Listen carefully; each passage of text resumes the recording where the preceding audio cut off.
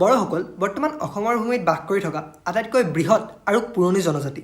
প্ৰায় 3,000 পৰা 4,000 বছৰ পূৰ্বে উত্তৰ পূব ভাৰতৰ এই ব্ৰহ্মপুত্ৰ উপত্যকাত আহি বসতি স্থাপন কৰা তেওঁলোকেই প্ৰথম। বৰ্তমান বড়োসকলৰ জনসংখ্যা 15 লাখৰো অধিক, যি অসমৰ টোটেল পপুলেশ্যনৰ 4.3% হয়। তেওঁলোক সমগ্ৰ অসমতে সিঁচৰিত হৈ আছে যদিও মূলতঃ এই 5খন জিলাত তেওঁলোকৰ বসতি সৰ্বাধিক, যাক আমি বড়োলেণ্ড বুলি চিনি পাওঁ। 2003 চনত ইয়াৰ গঠন হোৱা এটা মূল কাৰণ আছিল বড়োসকলৰ ট্ৰেডিশ্যন আৰু কালচাৰক সংৰক্ষিত কৰা। গতিকে আহাচোন আজিৰ এই ট্ৰাইবছ অফ আছামৰ ফাৰ্ষ্ট ভিডিঅ'টোত বড়োসকলৰ কালচাৰ আৰু ট্ৰেডিশ্যনৰ বিষয়ে অলপ জানিব চেষ্টা কৰোঁ।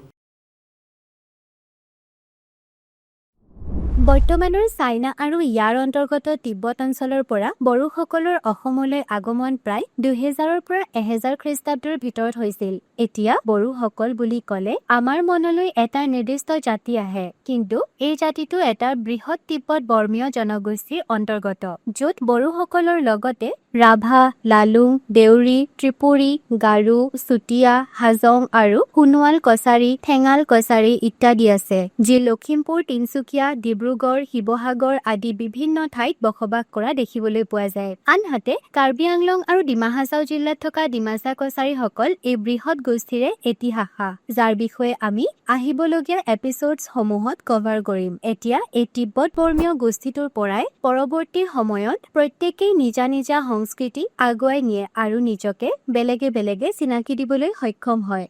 বড়োসকল হৈছে নিজৰ সুস্থ সমাজ ব্যৱস্থা, ভাষা, সাহিত্য, ধৰ্ম আৰু সমৃদ্ধিশালী সংস্কৃতি থকা এটা জাতি। ছাৰ এডৱাৰ্ড গেইটৰ লেখা মতে অসম তথা উত্তৰ পশ্চিম বংগত পূৰ্বতে বড়োসকলৰ বৃহৎ ৰাজ্য আছিল। বড়ো নামটোৰ উৎপত্তি চাবলৈ গ'লে পূৰ্বতে মংগোলীয় পৰিয়ালবোৰৰ এটাই তিব্বতলৈ প্ৰব্ৰজন কৰি যুগ যুগ ধৰি থাকি তাত বসতি স্থাপন কৰে। তিব্বতৰ পুৰণি নাম তিব্বত। অনুমান কৰা হৈছে যে তিব্বতত বাস কৰা মংগোলীয়সকলক বদ নামেৰে জনা গৈছিল, যি পিছলৈ বড়ো নামেৰে জনাজাত হয়, আৰু অসমত এতিয়া বড়ো, বড়ো, বড়ো কছাৰী আদি ভিন্ন নামেৰে জনাজাত। আনহাতে উত্তৰ পূব বংগ, গোৱালপাৰা জিলাত মেচ আৰু নেপালত মেচে হিচাপেও এওঁলোকক জনা যায়। বড়োসকলৰ নিজা মাতৃভাষা আছে। বড়ো ভাষা পূবে শদিয়াৰ পৰা পশ্চিমৰ বংগলৈ আৰু উত্তৰে নেপালৰ পৰা দক্ষিণে বাংলাদেশলৈ প্ৰসাৰিত আৰু প্ৰচলিত হৈ থকা এটা পপুলাৰ লেংগুৱেজ। ভাষাবিদ প্ৰমোদ চন্দ্ৰ ভট্টাচাৰ্যৰ মতে কিৰাত ৰাজ্য শাসনৰ সময়ত এই ভাষাই চৰকাৰী আৰু আদালতৰ ভাষা হিচাপে প্ৰচলন আছিল। বড়ো ভাষা হৈছে চীনা তিব্বত বৰ্মীয় ঠালৰ ভাষা, যিটো লিখা হয় দেৱনাগৰী স্ক্ৰিপ্টত, য'ত হিন্দী, মাৰাঠী, সংস্কৃত আদি ভাষাও লিখা হয়। সেইকাৰণেই আমি এই ভাষাসমূহৰ লিখিত ৰূপত কিছুমান চিমিলাৰিটিজ দেখিবলৈ পাওঁ। আনহাতে বড়ো মূলৰ পৰা সৃষ্টি হোৱা কিছুমান ভাষা হৈছে ডিমাচা, গাৰো, ৰাভা, চুতীয়া, লালুং, হাজং আৰু তিৱা আদি। এতিয়া যদি এই বড়ো ভাষাটোৰ জাৰ্ণিটো অলপ চাব যাওঁ, তেন্তে 1963 চনত বড়ো ভাষাই প্ৰাথমিক স্তৰত মাধ্যম হিচাপে স্বীকৃতি লাভ কৰে আৰু 1968 চনত উচ্চ মাধ্যমিক বিদ্যালয়ত অন্তৰ্ভুক্ত কৰা হয়। ইয়াৰ উপৰি 1977 চনত গুৱাহাটী বিশ্ববিদ্যালয় ভাৰতীয় আধুনিক ভাষা হিচাপে স্বীকৃতি প্ৰদান কৰে, অৰ্থাৎ মডাৰ্ণ ইণ্ডিয়ান লেংগুৱেজ, যিটোক আমি MIL বুলি জানো। 1984 চনৰ পৰা বড়ো ভাষাই অসমৰ ৰাজ্যিক ভাষা হিচাপে ৰাজপত্ৰৰ যোগেদি স্বীকৃতি লাভ কৰিবলৈ সক্ষম হয়। 2005 চনৰ 17 অক্টোবৰ তাৰিখে বড়ো ভাষাই ভাৰতৰ উচ্চতম স্বতন্ত্ৰ সাহিত্য প্ৰতিষ্ঠান সাহিত্য অকাডেমীৰ পৰা স্বীকৃতি লাভ কৰে আৰু 2005 চনৰ ডিচেম্বৰ মাহত কেন্দ্ৰীয় লোকসেৱা আয়োগে বড়ো ভাষাক এটা বিষয় হিচাপে অন্তৰ্ভুক্ত কৰে। 2003 চনত ভাৰত চৰকাৰ, অসম চৰকাৰ আৰু বড়ো লিবাৰেশ্যন টাইগাৰৰ সৈতে BTC চুক্তি হয়। ইয়াৰ বিষয়ে বাৰু অলপ আগত ডিটেইলত কথা পাতিম। সংবিধানৰ 8ম অনুসূচীত অন্তৰ্ভুক্ত হোৱাৰ পাছত বড়ো ভাষাই অগ্ৰগতি লাভ কৰাৰ কাৰণে সুবিধা পায়। বৰ্তমান বড়ো ভাষাই গুৱাহাটী, বড়োলেণ্ড, ডিব্ৰুগড় আৰু কটন বিশ্ববিদ্যালয়ৰ এটা পূৰ্ণাংগ বিভাগ হিচাপে স্থান লাভ কৰিছে। বড়ো সাহিত্য সভা 1952 চনৰ 16 নৱেম্বৰত প্ৰতিষ্ঠা হোৱা দিনাৰ পৰাই এই ভাষা, সাহিত্য আৰু সংস্কৃতিৰ প্ৰসাৰ আৰু উন্নতিৰ বাবে বিশেষ ভূমিকা পালন কৰি আহিছে। এই ভাষাৰ প্ৰথমখন গ্ৰন্থ হৈছে গংগাচৰণ কছাৰীৰ বড়ো ফিচাও আইন। চিত্তৰঞ্জন মুছাহাৰী দেৱৰ হৈমাল মিজিংক বড়ো সাহিত্যৰ প্ৰথমখন চুটি গল্প সংকলন আৰু জুজাইনি অৰ প্ৰথমখন উপন্যাস। বড়ো ভাষাত বড়োচা, বড়োলেণ্ড ইংখং, বড়োলেণ্ড চানস্ত্ৰী আৰু হাইননী ৰাদাব আদি বিভিন্ন বাতৰিকাকত প্ৰকাশ হৈ আহিছে।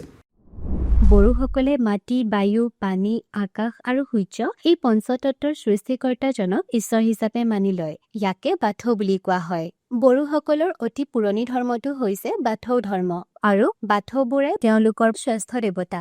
খেৰাই বড়োসকলৰ ধৰ্মীয় উৎসৱ। সমাজৰ সকলোৰে মংগলৰ কাৰণে দৌদিনী আৰু দৌৰীৰ সহযোগত খেৰাই উৎসৱ উদযাপন কৰা হয়। বড়োসকলক বাথৌ ধৰ্মৰ উপৰিও অন্যান্য ধৰ্ম যেনে খ্ৰীষ্টিয়ান ধৰ্ম, অনুকূল ধৰ্ম, বৈষ্ণৱ ধৰ্ম গ্ৰহণ কৰা দেখা যায়। ইয়াৰ বাহিৰেও ব্ৰহ্ম ধৰ্মকো বড়োসকলৰ কিছুমান লোকে নিজৰ ধৰ্ম হিচাপে আঁকোৱালি লৈছে। আনহাতে এওঁলোকৰ সংস্কৃতিৰ ফালে যদি চাব যাওঁ, বড়ো মহিলা নাইবা জীয়ৰীসকলে কাপোৰ বোৱা কটা কৰাত যথেষ্ট পাকৈত বুলি জনা যায়। বড়ো সমাজত প্ৰতি ঘৰে কমেও এযোৰ তাঁতশাল দেখিবলৈ পোৱা যায়। মহিলাসকলে দখনা, আৰণাই, ফালি, চাদ্ৰি ইত্যাদি বয়। এই কাপোৰবোৰত তোলা ফুলবোৰ হৈছে ডাউথু আগান, ফাৰেও মেগন, মুফুৰ আফা, দাউৰাই মৌখেপ, থাইগিৰ বিবাৰ হাজৌ আগৰ ইত্যাদি। ইয়াৰ ভিতৰত আৰণাইখন বড়োসকলে শ্ৰদ্ধা আৰু সন্মানৰ চিন হিচাপে ব্যৱহাৰ কৰে। আমাৰ অসমীয়া সমাজৰ গামোচাৰ দৰে। বড়োসকলৰ নিজস্ব নৃত্য, গীত মাত আৰু বাদ্যযন্ত্ৰ আছে। বড়োসকলৰ প্ৰধান গীতসমূহ 3টা ভাগত ভাগ কৰিব পাৰি: প্ৰাৰ্থনা গীত, লোকগীত আৰু আধুনিক গীত। প্ৰাৰ্থনা গীতসমূহ হৈছে খেৰাই প্ৰাৰ্থনা, মন্ত্ৰ গীত, চেৰজা গীত আৰু দহাৰ গীত। লোকগীতসমূহ হৈছে বৈশাগু গীত, বিয়া গীত, খেলা গীত, শিশুৰ উমলা গীত, প্ৰেমৰ গীত ইত্যাদি। আৰু আধুনিক গীতসমূহ হৈছে বৰ্তমান কালৰ গীত। বড়ো নৃত্য দুবিধ: পুৰণি বড়ো নৃত্য আৰু আধুনিক বড়ো নৃত্য। বাগৰুম্বা আৰু বাৰদৈচিলা নৃত্য অকল ভাৰতবৰ্ষতে নহয়, এছিয়া মহাদেশৰ ভিতৰতে খ্যাত। বড়োসকলৰ প্ৰধান বাদ্যযন্ত্ৰবোৰ হৈছে খাম, চিফুং, জথা, চেৰজা আৰু গগনা। আনহাতে বড়োসকলৰ বহু সংখ্যক ব্যক্তিয়ে আমাৰ অসমীয়া জাতীয় জীৱনলৈ বিভিন্ন ক্ষেত্ৰত অৱদান আগবঢ়াই আজিও স্মৰণীয় হৈ আছে। তাৰে কেইগৰাকীমানৰ বিষয়ে চাবলৈ গ'লে আমি পাম ৰাষ্ট্ৰীয় বঁটা প্ৰাপক উস্তাদ কামিনী কুমাৰ নাৰ্জাৰী, কলা জগতৰ প্ৰখ্যাত শিল্পী শোভা ব্ৰহ্ম, শ্বহীদ বিনেশ্বৰ ব্ৰহ্ম আদি। ইয়াৰ উপৰি গুৰুদেৱ কালীচৰণ ব্ৰহ্ম বড়োসকলৰ মাজত ব্ৰহ্ম ধৰ্ম প্ৰচাৰ কৰিছিল আৰু বড়ো সমাজ সংস্কাৰৰ গুৰিধৰোঁতা আছিল। বডৌফা উপেন্দ্ৰনাথ ব্ৰহ্ময়ো বড়োসকলৰ শৈক্ষিক, সামাজিক আৰু ৰাজনৈতিক ক্ষেত্ৰত বিশেষ অৰিহণা যোগাইছিল। এওঁৰ সহযোগতে অল বড়ো ষ্টুডেণ্টছ ইউনিয়নৰো গঠন হৈছিল। প্ৰতি বছৰে 31 মাৰ্চ দিনটো এওঁৰ সোঁৱৰণিতে ষ্টুডেণ্টছ ডে হিচাপে পালন কৰা হয়। 2003 চনত BTC গঠন হোৱাৰ পূৰ্বে 1993 চনৰ 20 ফেব্ৰুৱাৰীত প্ৰথমখন গুৰুত্বপূৰ্ণ চুক্তি স্বাক্ষৰিত হৈছিল, যাক আজিৰ দিনত বড়ো চুক্তি বা বড়ো একৰ্ড বুলি জনা যায়। প্ৰধানমন্ত্ৰী PV নৰসিম্হা ৰাওৰ নেতৃত্বত ভাৰত চৰকাৰ, কেন্দ্ৰীয় প্ৰতিৰক্ষা মন্ত্ৰী শৰদ পাৱাৰৰ সহযোগত অল বড়ো ষ্টুডেণ্টছ ইউনিয়ন, চমুকৈ আপছু, বড়ো গণসংগ্ৰাম সমিতি BPAC আৰু সেই সময়ৰ অসমৰ মুখ্যমন্ত্ৰী হিতেশ্বৰ শইকীয়াদেৱৰ মাজত হোৱা আলোচনা মৰ্মে এই তাৰিখত বড়োলেণ্ড স্বায়ত্তশাসিত পৰিষদ অৰ্থাৎ BACৰ গঠন হয়। ইয়াৰ 10টা বছৰ পাছত অৱশেষত 2003 চনৰ 10 ফেব্ৰুৱাৰীত ভাৰত চৰকাৰ, অসম চৰকাৰ আৰু বড়ো লিবাৰেশ্যন টাইগাৰৰ মাজত BTAD অৰ্থাৎ বড়োলেণ্ড টেৰিটৰিয়েল এৰিয়াজ ডিষ্ট্ৰিক্ট নামাকৰণেৰে এখন নতুন চুক্তি সম্পাদন কৰা হয়। এই চুক্তি অনুসৰি আজি BTRে অসমৰ প্ৰায় 9000 বৰ্গ কিলোমিটাৰ এলেকাত বিস্তৃত হৈ আছে। কোকৰাঝাৰ, চিৰাং, বাক্সা, তামুলপুৰ আৰু ওদালগুৰি জিলাত, যি অসমৰ মুঠ মাটিকালিৰ 11% হয়। ইয়াৰ মূল কাৰণসমূহ আছিল তাৰ যিসকল মানুহ আছে সেইসকলে ভাল ভাল অপৰচুনিটি পাওক, পলিটিকেল আইডেণ্টিটি পাওক, তেওঁলোকৰ যি কালচাৰ, লেংগুৱেজ, ট্ৰেডিশ্যন আছে তাক যাতে সংৰক্ষণ কৰিব পৰা যাওক আৰু লগতে এই যোনটো ৰিজন আছে তাকো উন্নত কৰিব পৰা যাওক বিদেশীৰ কবলৰ পৰা আঁতৰাই। কিন্তু আইৰনিকেল কথাটো হ'ল বছৰ বছৰ ধৰি উন্নয়নৰ প্ৰতিবাদৰ পাছতো বড়োলেণ্ড অঞ্চলটো উত্তৰ পূব ভাৰতৰ অন্যতম অনুন্নত অঞ্চল হৈয়ে আছে। উপযুক্ত পথ, চাকৰি, স্বাস্থ্যসেৱা, বিদ্যালয়ৰ অভাৱ এতিয়াও ইয়াত ডাঙৰ প্ৰত্যাহ্বান। কেনেকৈ হ'ল এইটো? তুমি কি ভাবা? কমেণ্টত জনাবাচোন। আৰু যদি ইয়াৰ লগতে জড়িত আৰু এটা অধ্যায় অসম আন্দোলনৰ বিষয়ে জানিব বিচাৰা, লেফ্ট ছাইডৰ ভিডিঅ'টো ক্লিক কৰা। তেন্তে আজি কি শিকিলা? ডান ডান ডান।